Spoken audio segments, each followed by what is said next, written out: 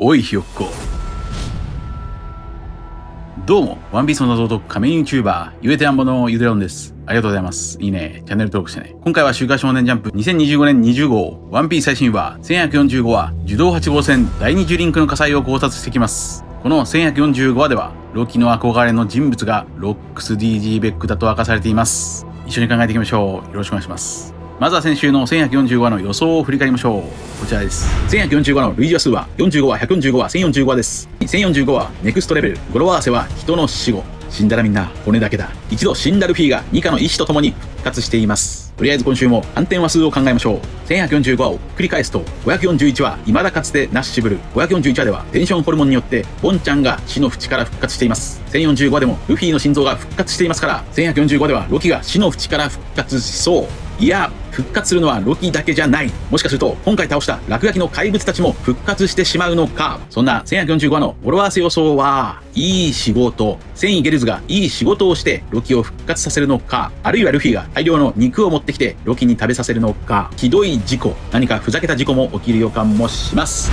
はい、先週の予想は自己採点は45点ぐらいでしょうか。話数の理論を追加していきましょう。45では銀に飯を食わせる優しいサンジ。そしてルフィがサンジを仲間に誘いますが断られています。一方1145ではロキに飯を食わせるルフィ。そしてロキはロックスに仲間入りを断られています。また45話でルフィはつまみ食いをしている。さらにフライパンで火傷もしている。1045話でもルフィはカイドウのボロブレスで火傷をしている。一方1145話でルフィはロキの肉をつまみ食いしようとしている。そして1145話でロキは熱々のスープで火傷をしている。ひどい事故、何かふざけた事故も起きる予感もします。次に1045話でルフィは死んだらみんな骨だけだという。一方1145話でグンコは最終的に子供たちは炎に包まれ骨になるという。さらに1045話でルフィは死から復活してニカに変身しています。一方1145話でロキは瀕死の状態から復活し、さらに1145話の扉絵ではページ1が生きていました。以上が話数の理論一つなぎです。それでは本編の流れを考察していきましょう。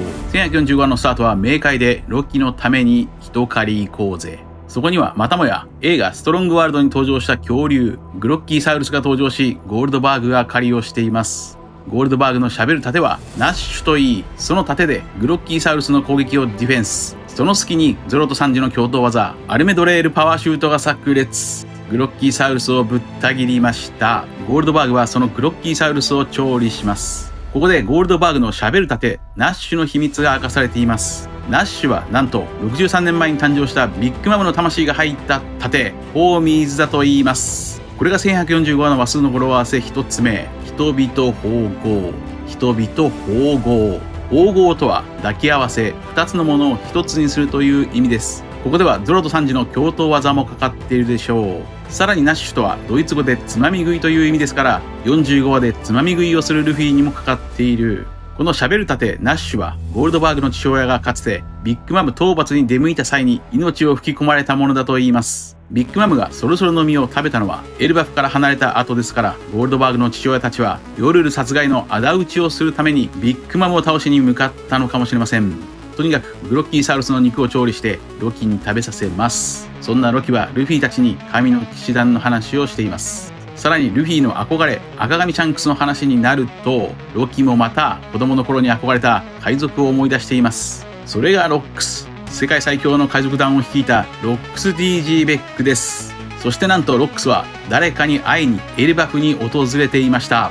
G ベックが会いたかった人物とはおそらくハラルドでしょうか。もしもそうであればハラルド王は神の騎士団、そしてロックスともつながっていた可能性があります。それではなぜ彼らは皆ハラルドと接触しようとしたのか。それはおそらくエルバフ王家に伝わる悪魔の実が太陽の神であるという情報を掴んだからでしょう。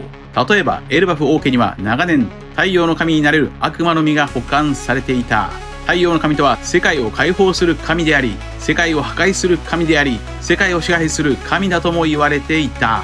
エルバフとは太陽を待つ国ですから、エルバフ王家は太陽の神ニカの誕生を待ちわびていたのでしょう。そのために長年太陽の神ニカになれるという悪魔の実を所有していた。その悪魔の実を聞きつけて神の騎士団やロックス、さらにはヤバン、シャンクスさえもがエルバフに注目していたのでしょうか。かしその悪魔の実は本物の太陽の神ニカではなかった。別の悪魔の実を太陽の神だとして保管していたのか。それは例えばただのゴムゴムの実だった。それを食べたのがロキなのか。ルフィがゴムゴムではなく太陽の神だったなら、ロキは太陽の神ではなく真のゴムゴムだった。このような表裏一体がきれいに成立しています。さらに空島編とエルバフ編は表裏一体だと考えましたから、ゴロゴロの実のエネルともロキはこれでつながります。それではここでロキがもしも真のゴムゴムの実だった場合の疑問点を解消していきましょう。真のゴムゴムの実説の疑問点は4つあります。1つ目は、ルフィは巨人たちの前で何度もゴムゴムのと叫んでゴムの技を使っていますから、それを見ているはずの巨人たちが無反応なのはおかしいです。2つ目の疑問点はベアバンクのセリフです。ベアバンクはゴムゴムの実なんてものは古い悪魔の実の図鑑には載っていないと言っていました。しかしこの2つの疑問点は設定1つで解決できそうです。ロキが食べた悪魔の実は王家に伝わってきたものですから、エルバフ王家以外の人々がその太陽の神と呼ばれる悪魔の実が何なのか知らなかった。そのような設定が追加されればほとんどの疑問点が解決してしまいます。それは空島の人々がゴムを知らなかったシーンにもつながる。エルバフ王家が何百年も保管していたから古い悪魔の実図鑑には掲載されていなかった、そういうことでしょうか。そして3つ目の疑問点は、ロキが放たれれば世界はぶっ壊れるというセリフです。これはおそらくエルバフで太陽の神とは解放の神だと考えるものと破壊の神だと考えるもの、支配の神だと考えるもの、3つの考え方がありましたから、この男の場合は太陽の神を破壊の神だと考えている人物だった。それだけだったようです。そして最後の4つ目の疑問点は、ルフィはロキの前でもゴムの技を披露しています。ロキの能力がもしも真のゴムゴムの実だった場合、なぜルフィのゴムの能力を不思議に思わないのか。この点は正直よくわかりません。ロキの目は包帯で巻かれていますが、シャムロックの顔は認識していました。つまりロキはルフィがゴムの能力だとすでに分かっていそうですが、どうなんでしょうか。ここでルフィとロキの表裏一体、つながりを考えていきましょう。ルフィはエットーサウルスこと別名ヘラジカの肉を食べた。ロキは今回恐竜グロッキーサウルスの肉を食べた。ルフィは幼い頃自由な男シャンクスに憧れた。ロキは幼い頃世界の王を目指していたロックスに憧れた。ルフィは幼い頃木に縛られて拘束された。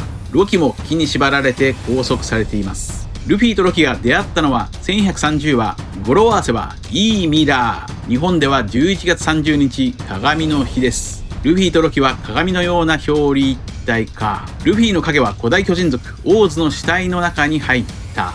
ロキは古代巨人族の血を引いている人物。他にもまだありそうですが、こんな感じです。これらのことからもロキイコール真のゴムゴムの実説はかなり高まってきていますが、しかしもしも本当にロキの能力が真のゴムゴムの実だった場合、シャンクスはもちろん他の海賊や海軍、ルフィとロキどちらの能力も知っていそうな人物たちが一切ロキのゴムの能力について触れていないのはおかしいとツッコミが入るかもしれません。そこで念のため僕の雷竜ニーズホック説も再度考えておきましょう。ロキイコール雷竜ニーズホック説がワンチャンあるなら、それはロキとカイドウの表裏一体にヒントがあるかもしれません。ロキの幼い頃はカイドウの幼い頃に似ています。二人とも金棒を持っており、エピソードも似ています。ロックス海賊団に入りたいのに入れなかったロキと、ロックス海賊団に誘われて加入したカイドウとのつながりもあります。そんなカイドウの悪魔の実青龍はビッグマムからもらいました。つまりお母ちゃんから悪魔の実をもらいました。ロキは逆に悪魔の実をお父ちゃんハラルドから奪っています。さらにカイドウは鎖で拘束されて世界政府にその力を利用されそうでした。ロキも鎖で拘束されて神の騎士団に介入されて断っています。またカイドウはゾーン系スマイルを量産する百獣海賊団の総督。ロキも凶暴な動物たちを従えています。そしてルフィはカイドウを倒して4皇になっていますが、シャンクスはロキを倒して4皇になったのか。このようにロキと青龍のカイドウが表裏一体ならば、ロキの悪魔の実も竜、ドラゴン、雷竜ニーズホックの可能性がワンチャンありそう。本編に話を戻しましょう。ロックスに断られたロキは、じゃあ勝負しろとロックスに挑みます。しかしロックスはロキをガキだと呼んで刃物でボコボコにしました。これが1145話の話数の語呂合わせ2つ目。人ひよっこ。人ひよっこ。ひよっことはひよこ。未熟なものを指す別称です。おいひよっこ。そんなひよっこだったロキはロックス海賊団に入れず、生まれてくる時代を間違えたとやや悔しそうです。そんなジーベックがエルバフを訪れたのは、おそらくジーベックもまた太陽の神ニカになりたかったから。だからロックス海賊団の海賊旗はニカのようなドクロだったのか。ただしジーベックは世界の王を目指していますから、解放の神ではなくロードと同じ破壊の神、いや世界を支配できる太陽の神になりたかった。だからエルバフ王家に伝わっている悪魔の実、太陽の神の情報を聞きつけてやってきたのか。となると、ルフィが食べたゴムゴムの実、つまり人々の実ニカはどこにあったのでしょうか。それはすでにこちらで考えたように海賊島蜂の巣の宝として保管されていたのではないでしょうか。ゴッドバレー事件では天竜人がその宝を盗んだため、ロックス海賊団やロジャー海賊団が駆けつけていました。それはビッグマムとカイドウのセリフからもわかります。ゴッドバレーについたビッグマムが俺がいただくと言うと、カイドウはお前は無意味だろと返す。この会話でロックス海賊団の狙いが悪魔の実であるとわかる。するとロジャーのセリフ1年待っていたとは、海賊島の宝は1年前に天竜人たちに奪われたのか。そのように考えていくと、ロックスもロジャーも世界と戦った伝説の海賊ジョイボーイを目指していたのかもしれません。お前もジョイボーイにはなれなかったか。このセリフの後、ルフィはズニー社からジョイボーイ認定されています。ちなみにギャバンもニカの悪魔の実を食べたかったのでしょう。場面は変わってドリーとブロギー。先週倒したドクロの戦士ドラウグルは1体ではなく何体も存在していたようです。さらにゴーストも何体も存在しています。これが1145話の話数の語呂合わせ3つ目。人々死後。人々死後。そしてドラウグルやゴーストだけではなくロキも複数人いるようです。これをギャバンが次々と撃破していきます。そんなギャバンはロキの落書きは子供たちのただのイメージであるため、実際のロキよりも弱いといい、子供たちが実物のロキを知っていたらもっと強かったと言います。つまりこの後でもっと強いイメージの落書きが出現しそうです。またギャバンはルフィたちよりも驚異的な見聞色を使って3人の神の騎士団の気配を探知しています。場面は変わって火を消火する消防チーム。その炎に向かってひょこひょこと歩いていく子供たち。これが1145話の話数の語呂合わせ4つ目。人ひよっこ。人ひよっこ。人ひよっこ。そしてこの火災はジンベエが海雲一本背負いで消火します。これが1145話の話数の語呂合わせ5つ目。いい仕事。いい仕事。ジンベエがいい仕事をして炎は消火されました。しかし子供たちはまだまだ眠りながら海岸へ歩いていきます。これが1145話の話数の語呂合わせ6つ目。人々歩行。人々歩行。場面は変わってコロンの船。コロンの船にはなんと軍子がいきなり乗り込んできました。やはりコロンがピンチになる展開でしょうか。しかし軍子が力を使えばギャバンが駆けつけそうです。さらにコロンの船には軍子がパンダというソウルキングことブルックが乗っていますから、軍子の反応が楽しみです。本編の流れは以上です。次に X でも考えたエルバフ編のテーマも考えましょう。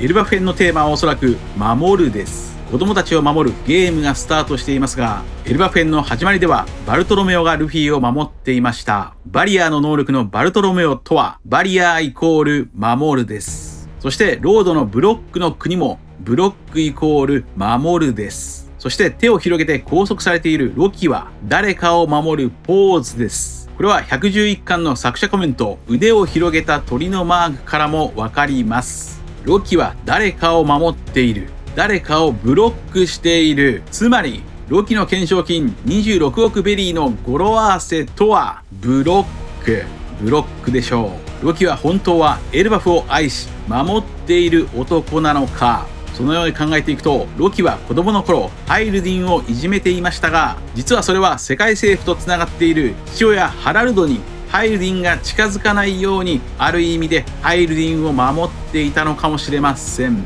そしてここから推測していくと、エルバフの展開には何か古代から守られている遺跡がありそうです。以上です。続いては次回1146話の展開を話数の理論から予想していきましょう。1146話の類似話数は46話、146話、1046話です。46話は招かざる客、語呂合わせは白旗を振って人を騙す騙し討ちのクリークが白々しく土下座をして飯を要求しています。146話は国防戦、語呂合わせは一矢報いるドラム王国の王ワポルを殴り飛ばすルフィ。1046話は雷蔵、語呂合わせは火の城。雷蔵が持ってきた象の水をジンベエが海流一本背負いで火の城を消化しています。さらにもう一つの語呂合わせは人は白、解放のドラムを鳴らして真っ白に変身したニカ・ルフィ。その雷小僧ニカが雷を素手で掴んでいます。これら類似話数と1146話がつながるなら1146話は雷の話でしょうか。とりあえずナミが大運ゼウスでうんこに攻撃しそうです。ここで反転話数も考えてみましょう。1146話をひっくり返すと641話お前はなんだ、真っ白に変身したコーディを深星が問い詰めます。一方1046話でもお前は誰だ、真っ白に変身したルフィをカイドウが問い詰めています。これらと1146話がつながるならお前の能力はなんだ。ロキがルフィにお前の能力はなんだと尋ねそう。なぜラグニルでお前は感電しなかったのかとロキが不思議に思うでしょう。そこでルフィは答える。聞かないね、ゴムだから。そしてルフィとロキが話していると2人はうんこの覇気を感じ取る、そのような展開が予想されます。そんな1146話の話数の語呂合わせ予想は人々知ろう。ルフィとロキがお互いの悪魔の実の能力について話し合うのか。人々進路、進路つまり矢印、軍庫の矢印の能力が発動しそう。人愛しむ、引き続き1146話でも愛の話が語られそうです。以上です。皆さんはどう思われましたか。ご意見や考察してほしいなどがあればコメント欄までよろしくお願いします。ありがとうございました。